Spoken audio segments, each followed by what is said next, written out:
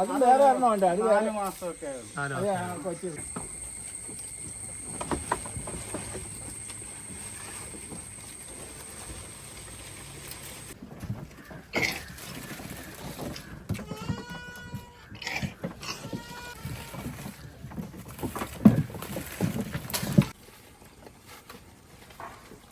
എല്ലാവർക്കും നമസ്കാരം. അതിമനോഹരമായ ഒരു ആട് ഫാമിൻ്റെ വിശേഷമാണ് ഇന്ന് നിങ്ങൾക്ക് വേണ്ടി പങ്കുവെക്കുന്നത്. ചങ്ങനാശ്ശേരി ളായിക്കാട് നിന്നും മല്ലപ്പള്ളി മാന്താനം എന്ന് പറഞ്ഞ സ്ഥലത്ത് വന്ന് താമസിക്കുകയാണ് ഇപ്പം സൈചേട്ടൻ. ഇപ്പം മാന്താനത്താണ് ഈ ആട് ഫാം ഉള്ളത്. ഈ ആട് ഫാമിനൊരു പ്രത്യേകതയുണ്ട്. ചെലവ് ചുരുങ്ങിയ ആട്ടിൻകൂട്, ക്വാളിറ്റിയുള്ള ആടുകൾ. ഇതാണ് സജിമോൻ ചേട്ടൻ്റെ ലക്ഷ്യം തന്നെ. അതുകൊണ്ട് നല്ല ക്വാളിറ്റിയുള്ള ആടുകളാണ് അദ്ദേഹം ഇവിടെ സംരക്ഷിക്കുന്നത്. അപ്പോൾ ഈ ആട് ഫാമിൻ്റെ വിശേഷങ്ങളാണ് നിങ്ങളിലേക്ക് പങ്കുവെക്കുന്നത്. ഒരുപാട് അറിവുകൾ ആട് വളർത്തുന്ന കർഷകർക്ക് ലഭിക്കുന്നതാണ്. പുതിയതായിട്ട് ആട് വളർത്തുന്ന മേഖലയിലേക്ക് വരുന്നവർക്കും ഉപകരിക്കുന്ന വീഡിയോകളാണ്. നമ്മൾ തുടർച്ചയായിട്ട് ആട് ഫാമിൻ്റെ വിശേഷങ്ങളാണ് ചെയ്യാൻ പോകുന്നതും ചെയ്തുകൊണ്ടിരിക്കുന്നതും. അപ്പോൾ വീഡിയോ സ്കിപ്പ് ചെയ്യാതെ കാണുക. നേരെ വീഡിയോയിലേക്ക്. രാജുവേട്ടാ നമസ്കാരം. എൻ്റെ പേര് സജിമോൻ. ചങ്ങനാശ്ശേരി ബോർഡറാണ്. കൊറോണ സമയം തൊട്ട് ആട് വളർത്തുവാണ്. നിർത്തിയിട്ടില്ല. നിലവിൽ ഏതാടുകളെ ചേട്ടാ ഇവിടെ പരിപാലിക്കുന്നത്?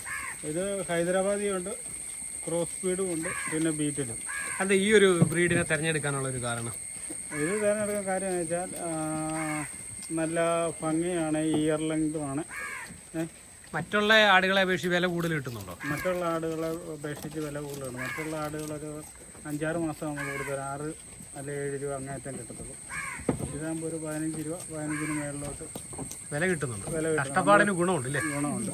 നമ്മൾ കഴിഞ്ഞ ബാച്ചിലെ കുട്ടികളെയൊക്കെ സാമാന്യ വിലയ്ക്ക് കൊടുത്തത്. ആൾക്കാർ ഇവിടെ വന്ന് കണ്ട് ഇഷ്ടപ്പെട്ട് കൊണ്ടുപോകായിരുന്നു. ആദ്യത്തെ വീഡിയോ കുറേ കുട്ടികളെയൊക്കെ കൊടുത്തില്ലേ? കുട്ടികളെയും കൊടുത്തു, തള്ളയാടുകൾ, ചനയുള്ളതിനെല്ലാം കൊടുത്തു. അതിനകത്ത് നമ്മൾ പറഞ്ഞാൽ കൊടുത്തത് ക്രോസ് ചെയ്ത് നിർത്തി. അതിൽ ഒരാൾക്ക് മാത്രമേ ഉള്ളൂ ചനയില്ലാതെ, ബാക്കിയെല്ലാം ചനയുള്ളതായിരുന്നു. ഇത് നമ്മുടെ പേരന്റ് സ്റ്റോക്ക് ആടുകളാണ്. ഇത് ഈ ഒരു സെക്ഷൻ ഇല്ലേ? ഈ ഒരു സെക്ഷൻ. ഇത് ബ്രൗൺ ബീറ്റിൽ, ഇത് ഹൈദരാബാദി, ഇത് ഹൈദരാബാദി, ഇത് ഹൈദരാബാദി. ഇതെല്ലാം ഓരോ പ്രസവം കഴിഞ്ഞ് നിൽക്കുന്നതല്ലേ ഇവിടുത്തെ പേരന്റ് സ്റ്റോക്കുകളോ? ഇതൊന്ന് പ്രസവിച്ച്, ഇതൊന്ന് പ്രസവിച്ച്, ഇതെല്ലാം ഓരോന്ന് കഴിഞ്ഞ് ഇത് ക്രോസ് ചെയ്ത് നിർത്തിയിരിക്കുന്നത്. അത്യാവശ്യം നല്ല ഇയർ ലെന്ത് ഉള്ള ആടുകളല്ലേ?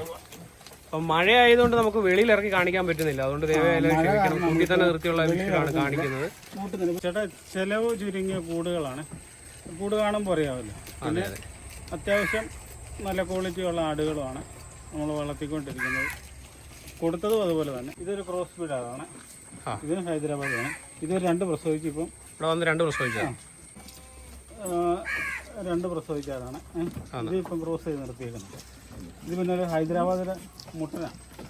ഈയിടെ ഇതിൻ്റെ ഇടയ്ക്ക് ഈ തടിയുടെ ഇടയ്ക്ക് ഒരു കൊമ്പ് പോയി. അതിൽ കരുവായി വീണു. ഇവനൊരു വയസ്സ് കഴിഞ്ഞു. ഇപ്പോൾ ഒരു 12-13 മാസമായിട്ടുണ്ട്. ഇതൊരു ക്രോസ് ബീഡാണ്.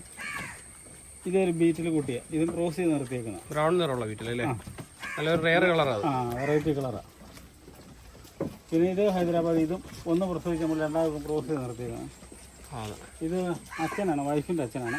അച്ഛനൊക്കെ സഹായിയല്ലേ? അച്ഛൻ നമ്മുടെ സഹായി. നമ്മൾ പണിയുള്ളപ്പോഴും രാവിലെ എല്ലാം അല്ലെ പുല്ലൊക്കെ ആണല്ലോ അതിന് ചെത്തി കൊടുക്കും. ഇത് എൻ്റെ ഒരു സുഹൃത്താണ്. എനിക്ക് റിങ്ങിൻ്റെ പരിപാടിയാണ്. അപ്പം എൻ്റെ കൂടെ പരിപാടി അല്ലേ? ഒരു 23 വർഷമായിട്ട് ഞാൻ പണി തുടങ്ങി ആ കാലം തൊട്ടേ എൻ്റെ കൂടെ ഉണ്ട്. ഇന്ന് ശലം ഗ്രാസ് കട്ടിങ് ഉണ്ട്, പുല്ലുവെട്ട്. അപ്പോൾ അതിൻ്റെ പരിപാടിക്ക് പോകാൻ വിടുക. അപ്പോൾ രാവിലെ മഴ കാരണം പോകാതെ ഇവിടെ നിൽക്കുക. അങ്ങനെ പുള്ളിയെ കണ്ടത്. അപ്പോൾ ഈ 2 സെക്ഷൻ മൊത്തം പേരന്റ് സ്റ്റോക്കുകളോ അല്ലേ? അപ്പുറവും ഇപ്പുറവും പുറയിലായിട്ടാണ് കൂടുകൾ. ഒരു 4-5 കൂടുണ്ട്. 3 വലിയ കൂടും, ഒരു ചെറിയ കൂടും, പിന്നെ ഒരു പശുക്കൂടും. അതിനകത്ത് നമ്മൾ അത്യാവശ്യം ഇതിനെ കെട്ടുന്നത്. പിന്നെ ഇപ്പം ഇങ്ങോട്ട് നമ്മൾ അഴിച്ചു വിടാന്ന് വെച്ചാൽ മഴ കൊണ്ടാണ്. പിന്നെ ഇവിടെ എല്ലാം നല്ല തണുപ്പെന്ന് പറഞ്ഞാൽ നമ്മളിവിടെ ഫ്രൂട്ട്സ് പ്ലാന്റ് ഒക്കെ വെച്ചേക്കാം. റംബുട്ടാന്, മാങ്കോസ്റ്റ്, പുലോസാന്,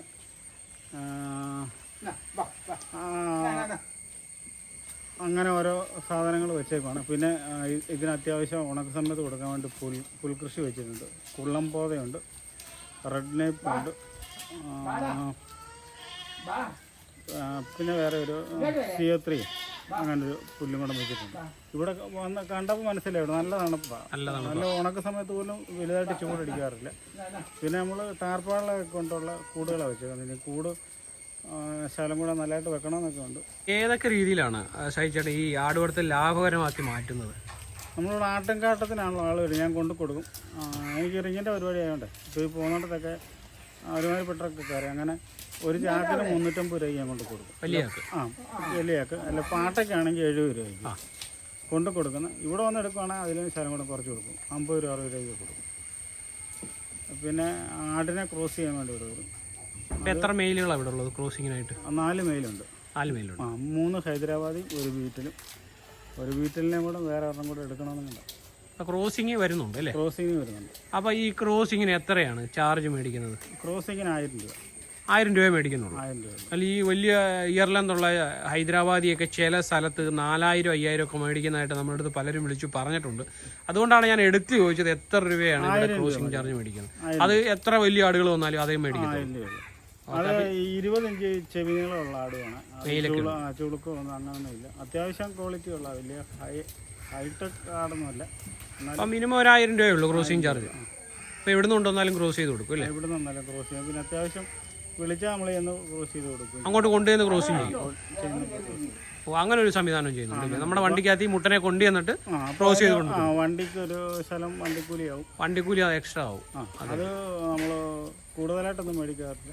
അപ്പം അങ്ങനെ ഒരു ഇതുണ്ട് അല്ലേ? പിന്നെ അപ്പോൾ ആട്ടിൻകുട്ടികളെയാണ് മെയിനായിട്ട് സെയിൽ ചെയ്യുന്നത് അല്ലേ? ആട്ടിൻകുട്ടികളെയും കൊടുക്കും, പിന്നെ വലിയ ആടിനെയും കൊടുക്കും. വലിയ ആടിനെയും കൊടുക്കുന്നുണ്ട്. അപ്പോൾ ഈ കുട്ടികളെയൊക്കെ എത്രാം മാസത്തിലാണ് കൊടുക്കുന്നത്? ഒരു 5 മാസമൊക്കെ നമുക്ക് കൊടുക്കും.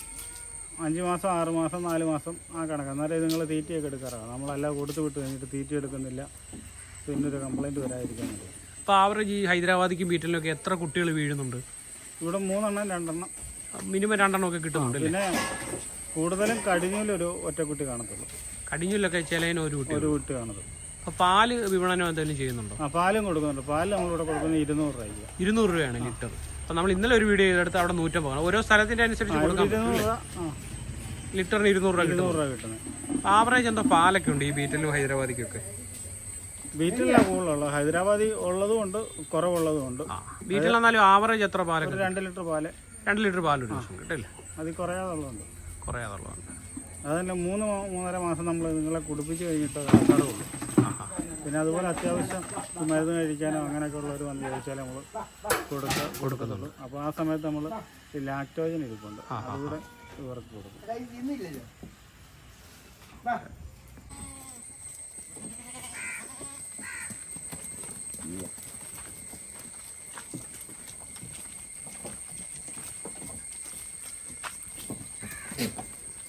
കൊണ്ടുവന്ന തൂപ്പ ഇത് കൂട്ട് ഓരോ ലോഡിങ് കൊണ്ടുവരും. ഇത് നമ്മുടെ സുഹൃത്തുക്കൾ വെട്ടുമ്പോൾ തന്നെ വിളിച്ച് പറയേ, അന്നേരം തന്നെ നമ്മൾ പോയി എടുത്തിട്ടുണ്ട്. ഇന്നലെ ഞാൻ സന്ധ്യക്ക് കൊണ്ടുവന്നത്. ഇനി ഇതിൻ്റെ ബാക്കി കിടപ്പുണ്ട്, ഇന്ന് പോയി എടുക്കണം. അപ്പോൾ ഇത് എത്ര ദിവസം കൊടുക്കാൻ പറ്റും? 3-4 ദിവസം. ഇതുകൂട്ട് അടത്തിയാണ് കൊടുക്കുന്നത് അല്ലേ? അടത്തിയാണ് കൊടുക്കുന്നത്. 3 ദിവസം കൊടുക്കാം. അച്ഛൻ ഇതുകൂട്ടങ്ങ് അടത്തും ഇല്ലേ? ഇതുപോലെ അടത്തി ഇതിനകത്തിട്ട് വാരിയിട്ട് കൊടുക്കുക. അതാകുമ്പം വേസ്റ്റ് ആകത്തില്ല അല്ലേ? വേസ്റ്റ് ആകത്തില്ല. ഇതിങ്ങനെ അടുത്തിട്ട് വാരിയിട്ട് കൊടുക്കുക. സാധാരണ കെട്ടിയിട്ട് കൊടുത്താൽ ഒരുപാട് വേസ്റ്റ് ആയി പോകും.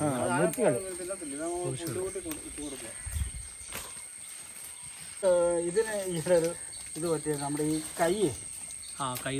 കൈയുടെ ഇളുക്ക് തെറ്റിപ്പോയി. ഇത് ഓടി നടന്നേ. പിന്നെ നമ്മൾ ചങ്ങനാശ്ശേരി ഡോക്ടറുണ്ട്, ഇപ്പം പ്രൈവറ്റായിട്ട് നടത്തുന്നത്, ഉണ്ണികൃഷ്ണൻ ഡോക്ടറിന് പറയും. അവിടെ കൊണ്ടുപോയി പ്ലാസ്റ്റർ ഇട്ട് 1 മാസം കഴിഞ്ഞ് എല്ലാം റെഡിയായി. ഇപ്പം നടക്കും, കുഴപ്പമില്ല. എന്നാലും മറ്റേതങ്ങടെ പോലൊരു ഇതില്ല. എന്നാലും കുഴപ്പമില്ല, ഓടിയില്ല അടുവെല്ലാം ചെയ്യും. വീണതാ. പിന്നെ ആ വെള്ളയുടെ അപ്പുറത്തേക്കുന്ന ആ ഒരു ബ്രൗണില്ലേ, അതും ഒരു 3-4 മാസമായിരുന്നു. അങ്ങനെ വ്യത്യാസമുണ്ട്.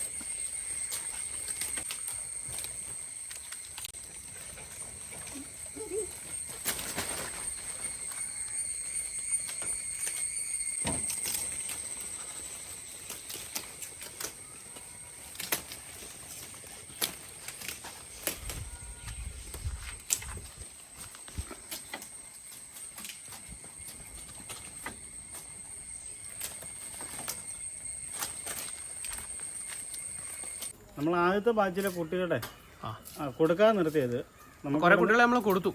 ഒരു 5-8 വരെ കൊടുത്തായിരുന്നു. അപ്പോൾ അതിൻ്റെ നമ്മൾ ഇവരെ കൊടുക്കാൻ നിർത്തിയത്. പിന്നെ ഇത് കഴിഞ്ഞുള്ള ബാച്ചാണ്.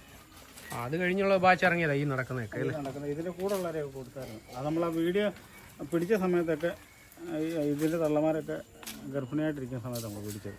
അവർ അതിനുശേഷം പ്രസവിച്ചവരൊക്കെ അല്ലേ? ചേട്ടാ നമ്മൾ ഒറ്റയ്ക്ക് ഇത് ചെയ്ത് നടക്കത്തില്ല. നമ്മൾ ഫാമിലി സപ്പോർട്ട് ഉണ്ടെങ്കിൽ ആട് വളർത്ത് മുന്നോട്ട് പോകത്തുള്ളൂ. അപ്പോൾ എനിക്ക് റിങ്ങിൻ്റെ പരിപാടിയാണ്ട് ഞാൻ ഈ ഉണക്ക സമയത്ത് നമുക്ക് വർക്കുള്ളതുകൊണ്ട് രാവിലെ നമുക്ക് പോയി കഴിഞ്ഞാൽ വൈകിട്ടേ വരത്തുള്ളൂ. അപ്പോൾ രാവിലെ നമ്മൾ ഒന്ന് പോത എത്തിയിട്ട് അല്ലെങ്കിൽ പുലി എത്തിയിട്ട് കൊടുത്തിട്ടാണ് പോകുന്നത്. വൈകിട്ടത്തേക്ക് അവർ എത്തിക്കും. പിന്നെ മോനാണല്ലോ സ്കൂളിൽ പോയിട്ട് വന്നു കഴിഞ്ഞ് ചെയ്തോളും. +2 2 പേരാണ്. മൂത്ത മോന് ബാംഗ്ലൂർ നഴ്സിംഗ് പഠിക്കുകയാണ്. ഫാമിലി സപ്പോർട്ട് വേണ്ടോളം ഉണ്ട്.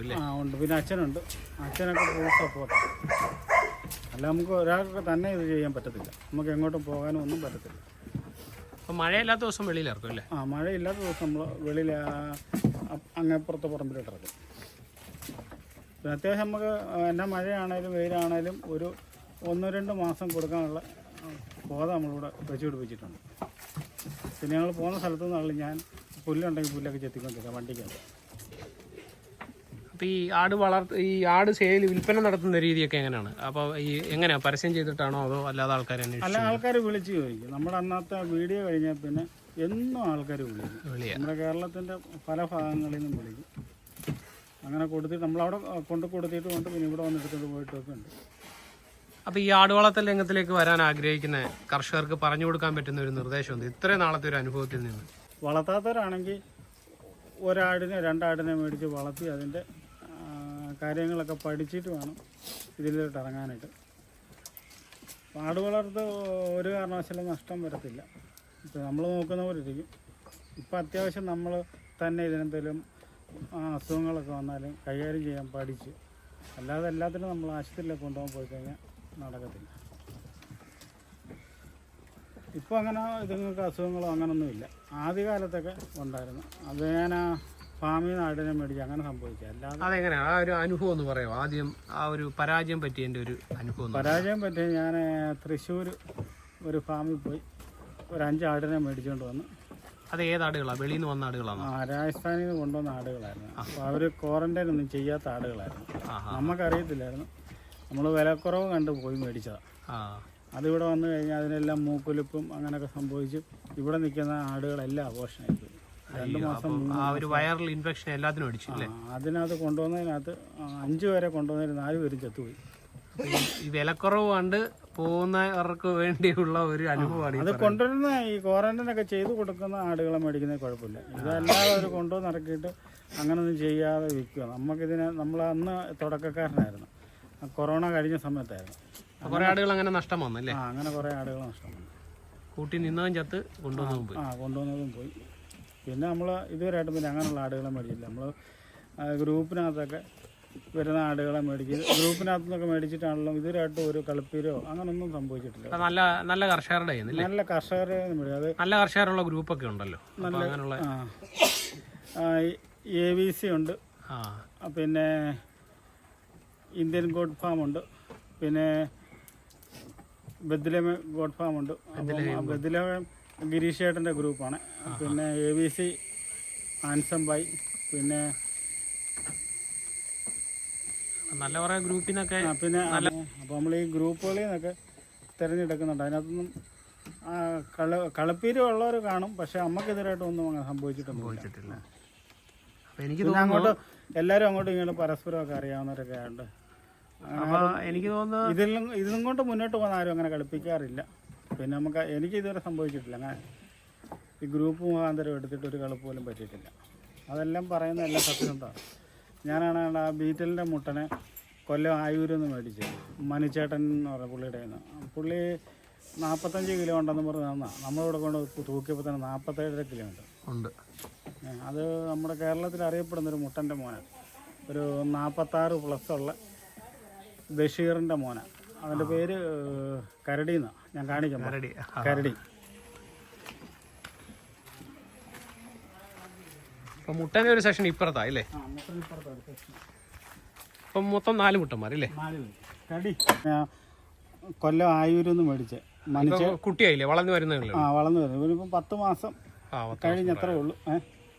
സൈലൻ്റ്, ഒരു കുഴപ്പമില്ല. 46 ഹൈറ്റുള്ളതിൻ്റെ കുട്ടിയല്ലേ? 46+ ബഷീർ. ഇവൻ്റെ അച്ഛൻ്റെ പേര് ബഷീർ. ഇവിടെ ക്രോസിങ്ങിനായിട്ട് വളർത്തിക്കൊണ്ട് വരുക. ഇവിടെ ക്രോസിങ്ങിനായിട്ട് മൊത്തം 4 മുട്ടന്മാരല്ലേ ഇവിടെ? 4 പേരുണ്ട്. ഇത് 1 പഞ്ചാബ് ബീറ്റിൽ, പിന്നെ 3 ഹൈദരാബാദി.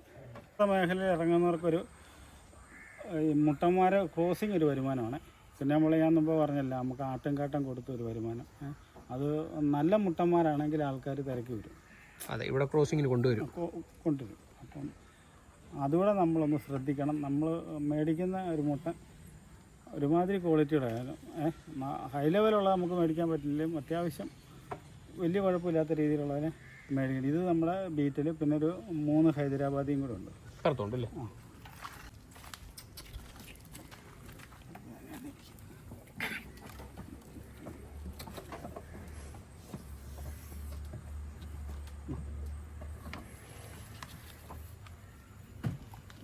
ഇതാണ് ഹൈദരാബാദി വരണം. മറ്റു 2 മുട്ടന്മാരല്ലേ? ഒന്നിത് 2 ഡിഫറെൻറ്റ് കളറുണ്ട്. ഇവരൊക്കെ ഇവിടെ ക്രോസിങ്ങിന് ഉപയോഗിക്കുന്ന മുട്ടന്മാരാണ്. നല്ല ഇയർലെന്തുള്ളതാണ് അല്ലേ? ഇത് 20 ഇഞ്ചുണ്ട്. 20 ഇഞ്ച് നല്ല വീതിയുണ്ട്. ചുളുക്കം ഒന്നുമില്ല. 20 ഇഞ്ച് ഒരു 8 ഇഞ്ച് വീതിയും കാണും. 8 ഇഞ്ച് വീതിയുണ്ട്. അങ്ങനെ 4 മുട്ടന്മാരുണ്ട് ഇവിടെ ക്രോസിങ്ങിന് അല്ലേ? 4 ഉണ്ട്. ഇവൻ്റെ പേര് നമ്മൾ കുട്ടു. ഇവനൊക്കെ സൈലൻറ്റ്. ഇവനെ നമ്മൾ കുഞ്ഞിനെ മേടിച്ചത് 3 മാസമുള്ള മേടിച്ചത്. ഇത് വയനാട്ടിൽ നിന്ന് മേടിച്ചത്. അപ്പോൾ ഈ ക്രോസിങ്ങിന് കൊണ്ടുവരാൻ പറ്റാത്തവർക്ക് കൊണ്ടുപോയി ക്രോസ് ചെയ്തു. ഇവൻ്റെ പേര് മാണിക്കൻ. എല്ലാത്തിനും പേരൊക്കെ ഉണ്ടല്ലേ? പേരുണ്ട്. ഇത് നമ്മൾ തൃശ്ശൂരിൽ നിന്ന് മേടിക്കാം. തൃശ്ശൂർ ഇവിടെ വന്നിട്ട് എത്ര നാളായി? ഇവിടെ വന്നിട്ട് ഇപ്പോൾ ഒരു 1.5 വർഷം കഴിഞ്ഞു. ഒരു അധ്യാപകൻ്റെ നിന്ന് മേടിച്ച മോഹൻദാസ് എന്ന് പറഞ്ഞൊരു സാറിൻ്റെ നിന്ന് മേടിച്ച. സാറ് വല്ലപ്പോഴൊക്കെ വിളിച്ച് പോയി ഇവൻ്റെ കാര്യം അന്വേഷിക്കാറുണ്ട്. അപ്പോൾ അങ്ങനെ 4 മുട്ടന്മാർ ക്രോസിങ്ങിനുണ്ട്. ആവശ്യമുള്ളവർക്ക് കൊണ്ടുപോയി ക്രോസ് ചെയ്ത് കൊടുക്കുന്നുണ്ട്. മറ്റേ അതൊരു വരുമാന മാർഗ്ഗം. ഒരെണ്ണം അപ്പുറത്ത്. ഇതാണ് ഒരു മുട്ടനെ. വേറെ ഇവൻ ഇത് 18.5-ക്ക് 6.5 ഉണ്ട്. ഇതിനെയും ക്രോസിങ് തുടങ്ങിയില്ലേ? ഇതും ക്രോസിങ്. ഇതിനിപ്പോൾ നമ്മളിവിടെ ക്രോസ് ചെയ്തിട്ടുണ്ട്. ഇതിൻ്റെ റിസൾട്ട് ഒന്നും വന്നില്ല. നല്ല ജോലിയ. പിന്നെ ഇതിൻ്റെ കൊമ്പ് ഈടെ പോയായിരുന്നു. ഇതിൻ്റെ ഇടയ്ക്ക് ഇതിൻ്റെ ഇടയ്ക്ക് ഈ പെണ്ണാടുകൾ കുടിക്കാൻ കൊമ്പിട്ട് ഇങ്ങനെ കുത്തുന്നതാണ്. ഇതെല്ലാം അങ്ങോട്ട് അടിച്ച് കൊമ്പ് അടന്നു പോയിട്ടുണ്ട്. അതിപ്പം അങ്ങോട്ട് റെഡിയായി വരുന്നുള്ളൂ. ഇതിൻ്റെ കൂടെ തന്നെ നമുക്കിവിടെ കുറച്ച് ഫ്രൂട്ട് ഐറ്റംസ് ഒക്കെ ഉണ്ട്. മാങ്കോസ്റ്റ്, പുലോസാന്, റംബുട്ടാന്. അതെല്ലാം നല്ല വിളവ് കിട്ടുന്നുണ്ട്. ഇപ്പം അത്യാവശ്യം നല്ല വിളവെടുക്കാറായി നിൽക്കുക. പഴുത്തേക്കുക. ഇത് മാങ്കോസ്റ്റ് ഉണ്ട്. പഴുത്ത വേണ്ടത് ഇപ്പോൾ ഞാൻ പറിച്ചു തരാം. എന്താ നോക്കണം. കണ്ടോ, ഇത് പഴുത്ത. ഇതെല്ലാം പഴുത്തേക്കുക. ഇത് പഴുത്ത. ഇത് വിളവെടുക്കാറായി നിൽക്കുക. പിന്നെ തേണ്ടി ഇതെല്ലാം പഴുത്തത്. എല്ലാം പഴുത്തേക്കുക. അത്യാവശ്യം നല്ല വിളവ് ലഭിക്കുന്നുണ്ട്. പിന്നെ നമ്മൾ ഞാൻ ആട് വളർത്ത് തുടങ്ങി കഴിഞ്ഞാൽ പിന്നെ നമ്മൾ മറ്റുള്ള വളങ്ങളും മേടിച്ചിട്ടില്ല. ഇത് കണ്ടോ, ആട്ടുംകാട്ട വിട്ടേക്കുന്നു. നല്ല ഒരു വിളവ് കിട്ടും. നല്ല കായ്ഫലവും ഉണ്ട് നമ്മൾ ഈ ആട്ടുംകാട്ട വിട്ട് കഴിഞ്ഞപ്പോഴേ. അതുപോലെ തന്നെ തെങ്ങുകളെ എല്ലാം ഉണ്ട്. അതിനെല്ലാം ഞാൻ ഇപ്പോൾ ചെയ്തിട്ടുണ്ട്. തെങ്ങ, കമുക എല്ലാം ഉണ്ട്. പിന്നെ പുൽകൃഷി ഞാൻ ചെയ്തേക്കുന്നത് ഈ സൈഡിൽ അല്ലേ? 2 ടൈപ്പ് ഉണ്ട്. പിന്നെ ഇങ്ങപ്പുറത്ത് പറഞ്ഞ പുഴൻ ടൈപ്പും ഉണ്ട്. അതിൻ്റെ അപ്പുറത്തായിട്ടാണ്. അപ്പോൾ അതിന് എല്ലാ സമയവും ഭക്ഷണവും ഇവിടെ നട്ടുപിടിപ്പിച്ചിട്ടുണ്ട് അല്ലേ? പിന്നെ ചെറുപ്പക്കാരൊക്കെ ഈ ഇതിലോട്ട് ഇറങ്ങി വരണമെന്നാണ് എൻ്റെ ഒരു അഭിപ്രായം, കൃഷിയിലേക്ക്. അപ്പോൾ എനിക്ക് കൊറോണയ്ക്ക് ശേഷം ഒരുപാട് ആട് വളർത്തൽ നിർത്തി നമ്മുടെ കേരളത്തിൽ. വീണ്ടും തുടങ്ങി വരുന്നുണ്ട്. അറിയാൻ വേണ്ട. അതെന്ന് വെച്ചാൽ നമ്മളിപ്പം എല്ലാവർക്കും നമ്മളിപ്പോൾ ഇത് തുടങ്ങി കഴിഞ്ഞിട്ട് ഒരാഴ്ച കൊണ്ടോ അല്ല 2 ആഴ്ച കൊണ്ടോ ഇതിൻ്റെ ലാഭം കിട്ടണമെന്നുള്ള ചിന്താഗതി കൊണ്ടാണ് എല്ലാവരും അതിനകത്ത് പിന്തിരിയുന്നത്. നമുക്കിതൊരു മനസ്സിനൊരു സന്തോഷം. എത്ര ടെൻഷൻ ഉണ്ടെങ്കിലും നമ്മൾ ഈ ആട്ടുംകൂട്ടിലും ഇതുങ്ങളുടെ ഇടയ്ക്ക് വന്നു കഴിയുമ്പോൾ നമ്മുടെ എല്ലാ ടെൻഷനുകളും മാറുമെന്നുള്ളതാണ്. അവരുടെ കളിയും ചിരി നമ്മളടുത്തോട്ട് നമ്മളെ നക്കുകയും കടിക്കുകയും സന്തോഷമല്ലേ. അങ്ങനെയൊക്കെ ഉള്ളൊരു. പിന്നെ നമ്മളിവിടെ ഇനി കൊടുക്കുന്ന തീറ്റി എന്ന് പറഞ്ഞില്ലേ, ഇപ്പം കൊടുക്കുന്ന നമ്മൾ തേങ്ങാപ്പിണ്ണൊക്കെ, ചോളപ്പൊടി, ഗോതമ്പ് തവിട്, പുളിയരി വേവിച്ചത്, അത്ര സാധനം കൊടുക്കുന്നത്. എത്ര നേരം അത്? ആദ്യം ഒരു നേരം കൊടുക്കുന്നത്. നേരത്തെയൊക്കെ 2 നേരം കൊടുക്കും. രാവിലെ മാത്രം കൊടുക്കും? അല്ലല്ല, ഉച്ച കഴിഞ്ഞ്. മഴയുണ്ടെങ്കിൽ ശകലം വെള്ളം ചൂടാക്കി കൊടുക്കും. അല്ലെങ്കിൽ സാധാരണ പച്ചവെള്ളത്തിൽ കൊടുക്കും. പിന്നെ പ്രധാനമായിട്ട് ശ്രദ്ധിക്കേണ്ട അസുഖങ്ങളൊക്കെ അല്ലേ അതിനെ മുന്നേ തിരിച്ചറിയാനുള്ള ആദ്യ സമയത്തൊക്കെ നമ്മളിതിന് എന്തോ ഇതിനെങ്കിലും ഒരു വയ്യാഴി എല്ലാം ഉണ്ടെങ്കിൽ നമ്മൾ എന്നും ഇതിൻ്റെ ഇടയ്ക്ക് ചെല്ലുന്നതുകൊണ്ട് അറിയാൻ പറ്റും. ഡോക്ടർമാരുടെ സപ്പോർട്ടൊക്കെ ഉണ്ടല്ലോ അല്ലേ? നമ്മുടെ ഇപ്പോൾ ഇവിടെ ഉള്ളൊരു ഡോക്ടർ പ്രീതി എന്ന് പറയുന്ന ഡോക്ടറിൻ്റെയൊക്കെ നല്ല സപ്പോർട്ടാണ്. എപ്പോഴും വിളിച്ചാൽ സപ്പോർട്ടുണ്ട്. ഇവിടുന്ന് പോയി കഴിഞ്ഞാൽ നമ്മൾ വിളിച്ചാൽ തന്നെ അതിൻ്റെ മറുപടിയും പറയാം, അല്ലെങ്കിൽ മരുന്നിനൊക്കെ വേണമെങ്കിൽ പറയുകയും നമ്മൾ മേടിച്ച് കൊടുത്താൽ മതി. അങ്ങനെ എല്ലാ ഡോക്ടർമാരും ഒന്നുമില്ല.